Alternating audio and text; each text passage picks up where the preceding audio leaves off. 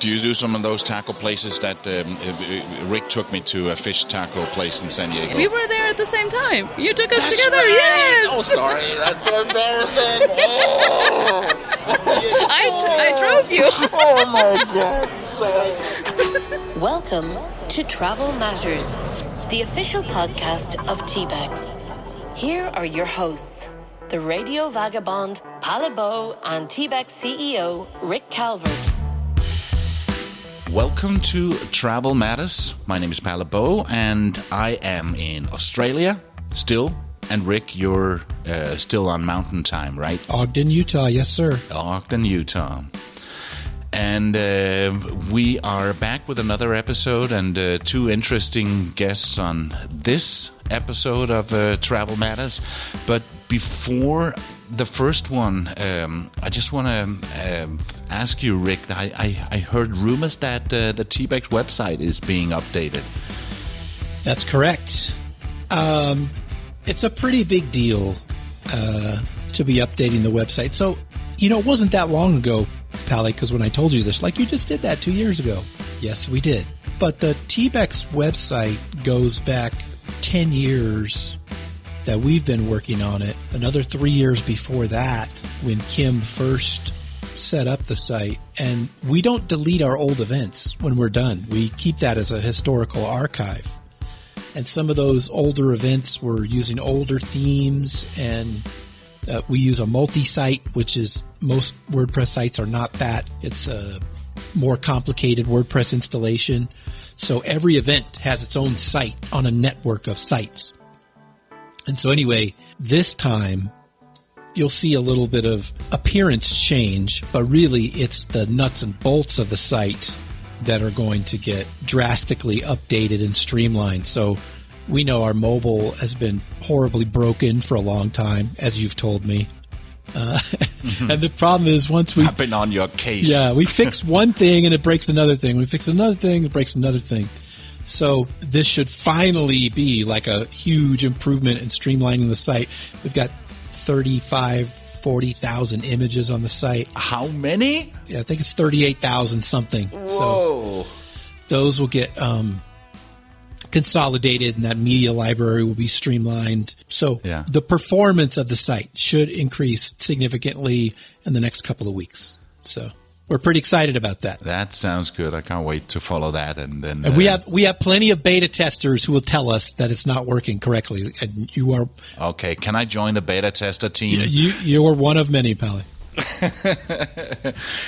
In this episode of Travel Matters, we have two guests, and after the first one, we have Maria Haase, who writes a lot about food, and I will embarrass myself in that interview, as we talked about in the previous one. And she's from San Diego, and she's a familiar face in every time we have a TBEX. I seem to meet Maria. Maria's at most TBEXs, either speaking or attending. As you know, we lived in the same town for a while, and we've had lunch with her and her husband Greg and hung out with them, and we really, really like Maria. She's one of my favorite people. Yeah. But we start with a good friend of mine. He does the same as I do. He does a travel podcast in a unique way with a lot of field recordings, and he's a really talented guy and an interesting podcaster. He does a podcast called Far From Home, so let's get ready to meet Scott Gurian from New Jersey. TBEX organizes the global gathering of travel creatives. The TBEX Conference in fun and interesting destinations all over the world.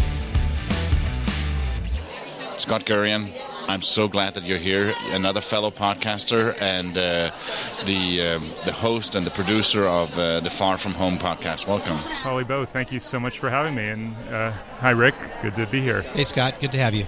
So how are you liking being, this is your second TBEX, yes. right? Yeah, I was at the one in Washington State a number of months ago, and this is my second TBEX, my first international one. So Yeah. And how are you finding this crowd?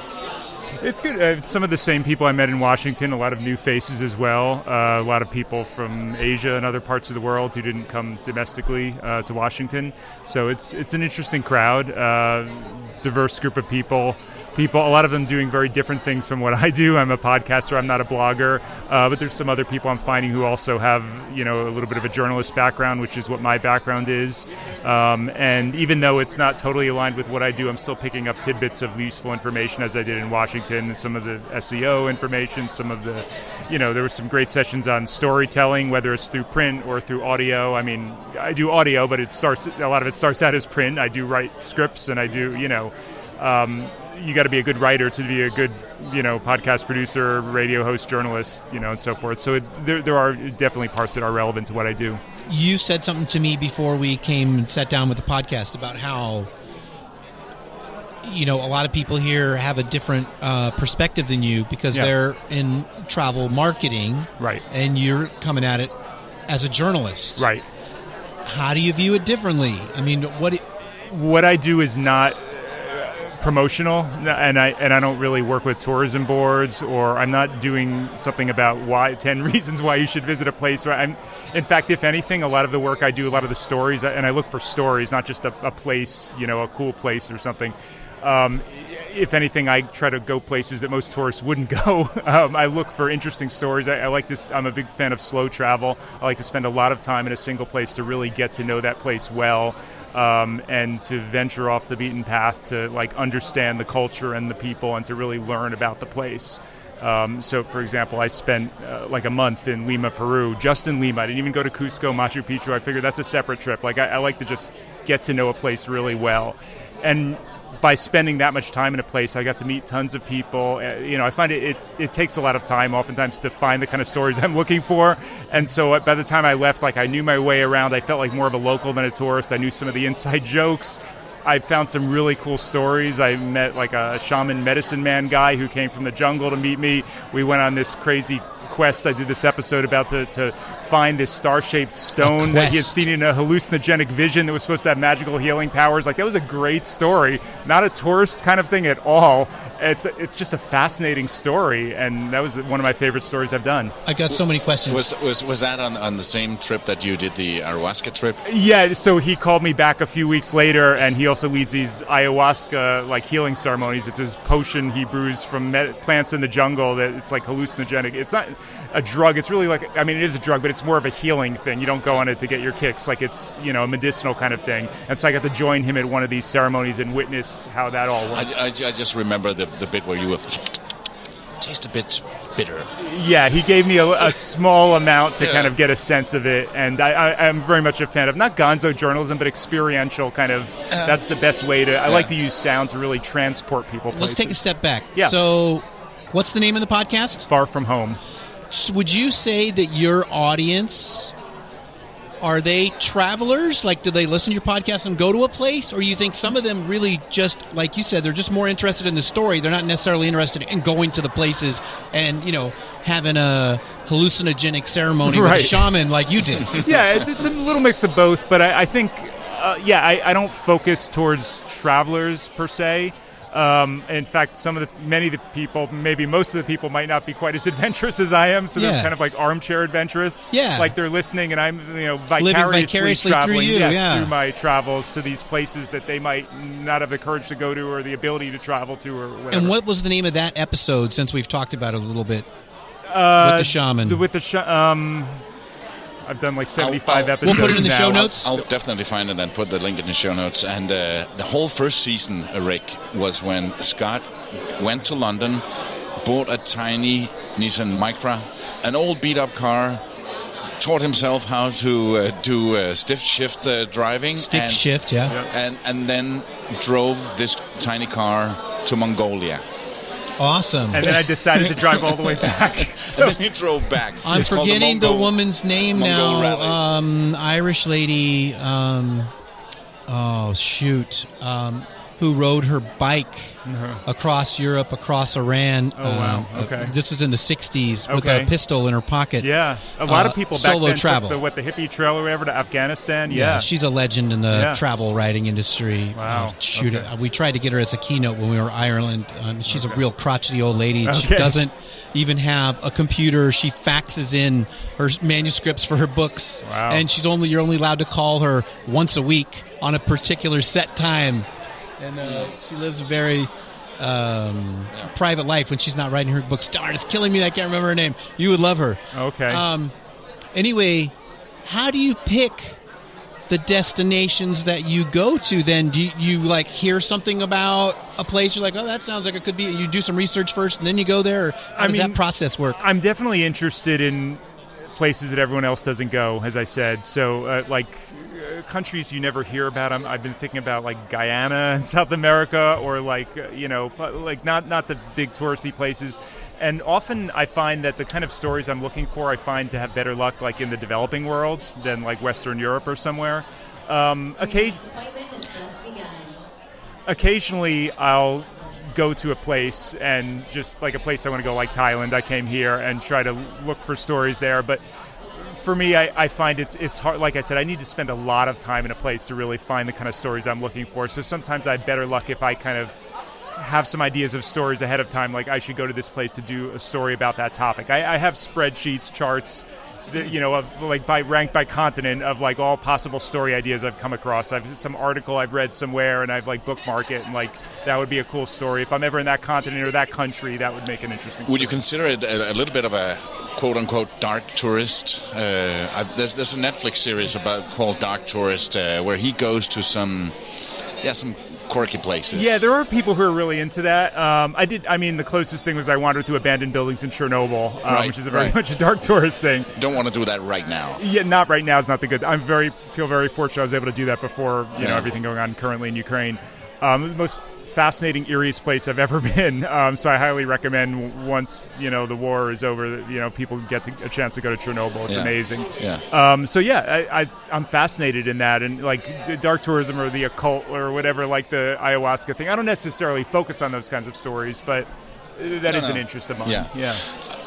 You and I do our travel podcast kind of in the same style, where we bring our microphone to the street or in a car or wherever we are with a lot of field recordings. Right. Tell me a little bit about how you work and why you decided to do it that way. Yeah, there's a lot of like travel podcasts out there, but most of them are just like interview style shows because it's easier to produce, and it's a lot harder to record sound on location and do all the editing. And I oftentimes, when I'm mixing the show, I have multiple tracks, I'm scoring it with music, and it's like a whole big production. How long time do you spend editing one of your episodes? People ask me that. Every episode's different. It's really hard. I should probably track it more. For me, my episodes are around 30 minutes, and it's around 30 hours I spend editing. Editing. I could see that. Yeah. Sure. And I guess you must, unless you have a trick to do it faster. No, I don't have a trick. No. I transcribe I send it through an automatic transcriber a lot of times, and I, then pull out the selected clips, and but it's a whole big process.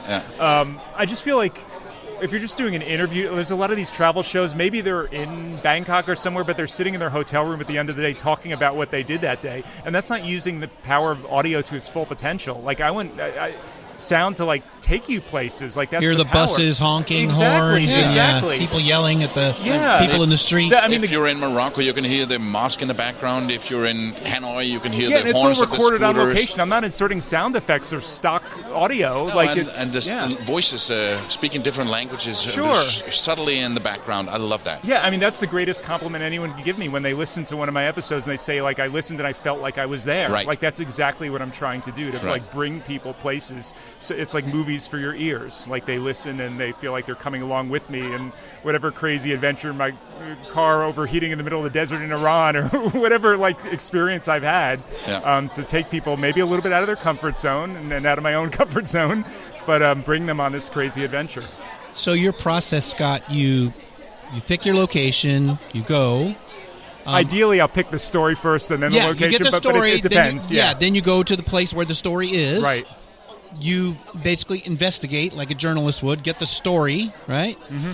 And then you write the script, Or actually, you're taking notes or audio notes yeah, while you're I there. try to take extensive, what they call field notes, like on the location, like your first impressions when you get somewhere, because you want to. If I write a script along with it, I do write a script along with it, but I want it to be very visual, very describe the place so someone can feel like they're there. So lots of rich with details.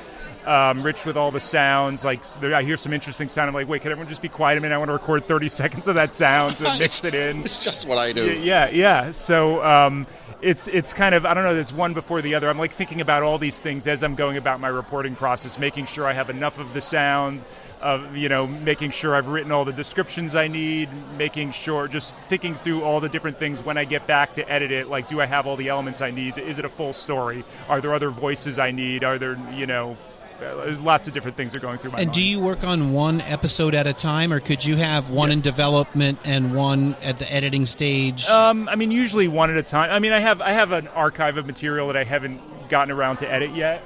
So I have upcoming shows, but usually I'm finishing one episode before I might not release it yet, but at least finish editing it before I start working on the next ones. Yes. Okay. Mm-hmm. Have you met Francis Tappan here?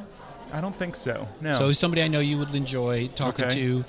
Francis is an author, and he would spend an extended period of time. He's done this already in Eastern Europe, in each country in Eastern Europe, and then wrote a book about it when he's done. He's now doing that in Africa, spending an extended amount of time living with locals. He visited every single country in Africa. And each country's a chapter. Without leaving the continent and try to climb the highest mountain in every country and do a handstand on the mountain. And now he's writing a book with 54 chapters. Wonderful. Really an interesting character. Yeah. Interesting. I thought it was somebody you would like. And by the way, that woman I talked about earlier was Dervla Murphy. The book is Full Tilt, From Ireland to India with a Bicycle.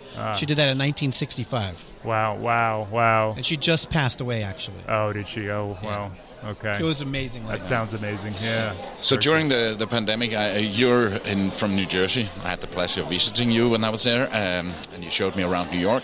But you started doing a little bit more close to home around in the U.S., but now you're back again. You just came back from an interesting trip to Africa.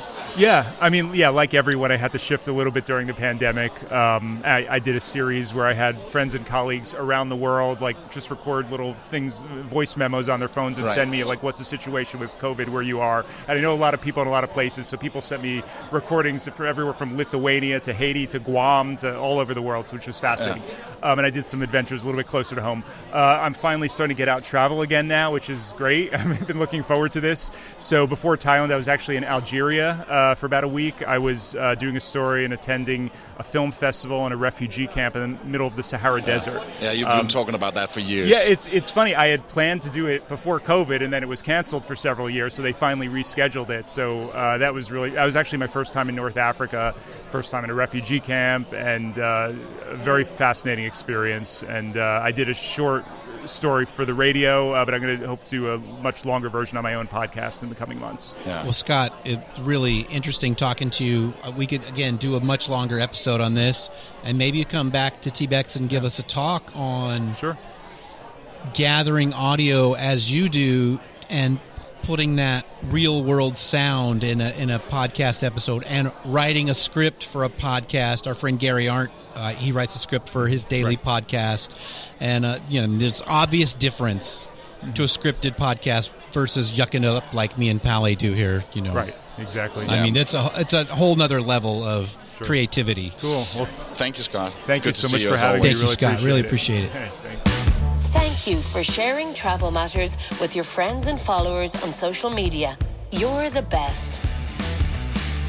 That was Scott Gurian from the Far From Home podcast. And if you haven't listened to it yet, please go and do that, because it's really good stuff that he does in the Far From Home, including the Mongol rally. I really want to do that at some point in a tiny car. Would you be up for joining me on driving from London, UK to Mongolia? Yeah, I would do that. Angie wouldn't let me be gone that long, but yeah, I would do that. No. The next interview, you are going to hear myself be embarrassing because it turns out that I could not remember having had lunch with you and Maria and Greg in San Diego at a fish taco place, and it's quite embarrassing. I'm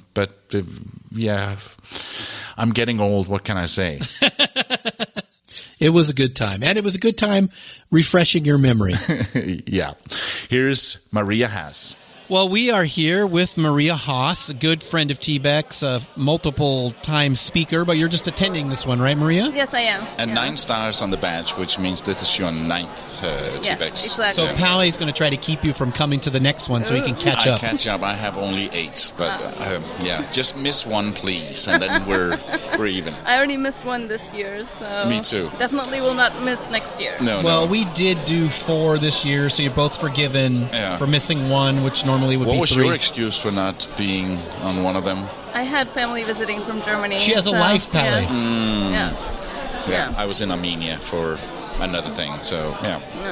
So, Maria, let's start from the beginning. Mm-hmm. What is your site or sites that you operate? Okay, so my current main site is SanDiegoExplorer.com, and it's a niche publication about San Diego, and since I live in San Diego, I want to share all the fun places and things to do and best restaurants, all the good stuff from a local's perspective, of course.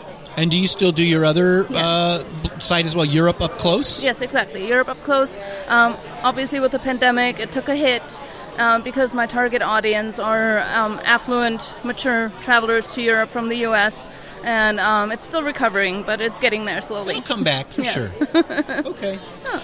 So, how long have you been blogging? I started in 2007 with a different blog called mariaabroad.com. It's still out there floating around in the interwebs, but not really active anymore. You don't really post that much on it anymore. No. I started it when I moved to China for an internship, and I wanted to keep my family apprised and wrote a diary style, like most of us started back when. Exactly. And that's how I got my foot in the industry. And how long has San Diego Up Close been out? I started in February of 2020. Great timing. Actually, it was great timing because it was local. Yes, and it exploded. Honestly, it was... I feel very fortunate how it kept me busy during the pandemic and kept my mind off of things, and I'm very grateful. Yeah. So what will we find on your site if we go to San Diego Explorer? It's a mix of articles that are targeted to locals as well as for tourists. So I have anything from hotel recommendations to best restaurants, detailed articles about individual restaurants, for instance, or individual hotel reviews, things to do for all kinds of different types of travelers, from people who love wine to people who love beer, food, adventure activities, hiking, anything you want, anything that can be done in San Diego and close by. So I also have day trips from San Diego. For instance, one of my recent articles was posted about wineries in the Guadalupe Valley in Mexico, and so it's about an hour and a half from San Diego, and it's one of the hidden gems that a lot of people miss when they come visit San Diego. So I'm curious, when you are doing all this material about San Diego, obviously you have to go to the restaurants. Is it sponsored posts, or do you pay for the food yourself? Or 99% are self-paid posts, places that I go to on my own accord, and then I write about it. And sometimes I'm invited to special PR events and things like that when they introduce a new menu or things like that, or a new chef is introduced. I go to some places like that and I feature that. But I would say about 99% are I cover myself. So you said to your husband, "Sorry, we have to do this." Yes, I know. I'm still working on the research for best steakhouses in San Diego, and it's a chore. It's really hard, hard work. Do you do some of those taco places that Rick took me to a fish taco place in San Diego? I took her to the same fish taco place. That's right. Yes. Oh, sorry. That's so embarrassing. I drove you. Oh, my God. Sorry. Maria just told me that I took her to my favorite place in San Diego's, Marietta's in La Mesa, and I don't remember going. She's like, "You took me there." So I'm not, you made me feel better, Palle. I'm not the only one. I'm blushing now. It's so embarrassing. We had fish tacos Hey, if it makes together. you feel better, Palle, I remember going to the Brigantine with Maria and Greg, but I don't remember you being there. Oh boy. Oh boy, you remember everything. I have photos of everything. Yeah. That helps. Now, where were we? No. Fish tacos, man, the Brigantine in San Diego. However, since I took you guys, when's the last time you've been? Not too long ago, because they've opened the Brigantine at Portside Pier. There's a major scandal. They've changed their Brigantine sauce. Oh, no. Oh, yes, I read about that. Yes. You Yes, read about it. yes, You I should read do it. a story about this. There needs to be a pressure campaign to bring back the Brigantine sauce, but there's a Okay. problem. And people with banners and... Yeah. Was it because Yeah. the sriracha was out of stock? No. My wife and I, Angie, we went to one in La Mesa recently, and they bring us the sauce, and I'm like, what is this? What is this? This ain't the Brig sauce, dude. Which is originally called... had a different name. I'm forgetting now. I'm being very forgetful today. But they rebranded it, called it Brig sauce. But it was made by a family-owned business in La Mesa that made this special sauce that you put on the Brigantine fish tacos. And by the way, when you go to the Brigantine, you go to the bar, not to the restaurant. Get fish tacos during happy hour. It's amazing. There's locations all over San Diego. So what happened was the first generation passed away, and the children decided not to continue the business. So they lost their manufacture of the sauce. So they've been trying to find a replacement, and yes, it tastes kind of like sriracha, but it's a little different. Mm-hmm. And they haven't found anybody. Now, good news is... You moved out. Yeah, we left. No. Even more recently, Angie and I went to the Brigantine in Shelter Island and called the manager over because I had a conversation with the manager in La Mesa. I'm like, this is not going to work, you guys. The tacos are awesome, but without the Brig sauce, it's not the same. I cannot bring my friends from all over the world to this restaurant if you can't represent the sauce. So I called the manager over. I'm like, dude, have you guys improved the sauce situation? And he brought me 3 different kinds of sauce. He goes, we're still trying to figure this out. And The sauce. one of them Sauce-gate. was, funny enough, the reason I tell you this big, long story, other than I just tell big, long stories, and I'm still trying to remember when Palle got to the restaurant, is... I drove him. It's so crazy. You drove me? Yes. Okay. You came to our apartment in San Because Diego. you were visiting. I do remember. No. With my husband, So- Greg. I remember. You know, you can't forget Greg. So anyway, he brings us 3 sauces. One of them was a Tabasco sriracha sauce, which was pretty darn close to the original Brig sauce. Okay. Not exact, but pretty good. It was acceptable. Okay. Okay? So, Brigantine, I still love you. Your tacos are the bomb. And you almost got the sauce back. Maybe our friends in Lafayette, Tabasco, Yes. can figure out the sauce and make it right for the Brig. Well, let's get back to you, Maria. Sorry. Your Europe site, it's been a little bit on the back burner, but now it's picking up again. So is your focus going to be more on that now that you got the San Diego thing going? No. Okay. Because the San Diego site brings in way more money, and advertisement money is much better there. It's easier to create content for me. It's easier to be more consistent. And I just feel like I have a bigger impact there. Because Europe used to be a niche when I first started, but not anymore. No. It's just too big, you know. Now I'm It's competing more- with you gotta city be more blogs, locally country specific. blogs, yes, regional blogs. And so I will sort of maintain it. And actually, I am in the process of rebranding it to Europe Up Close and the World Beyond.